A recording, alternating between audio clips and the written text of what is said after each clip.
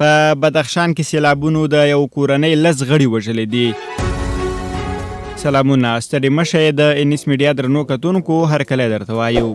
که چېرته زموږ چینل ته نوي راغلي یاستئ نو دغه چینل در سره سبسکرایب کړئ. په بدخشان کې سیلابونو د یو کورنۍ 10 غړي وژلي دي. ملي راډیو تلویزیون نن د سیمه ییزو چارواکو له قوله راپور ورکړی چې دا کسان د بدخشان ولایت د مرکز فیض آباد په اړوند د مورچک سیمه کې سیلاب وړي دي.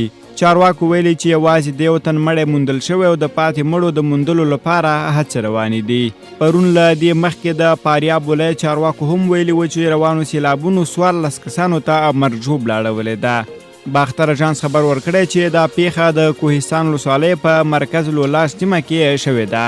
د افغانستان په بیلابیلو سیمو کې د څه باندې یوې میاشتې راهیسې د سیلابونو له وجې سلګونو کسانو ته مرجوب راوښتي او پراخې کرنیزې ځمکې اوبو لاندې کړي دي.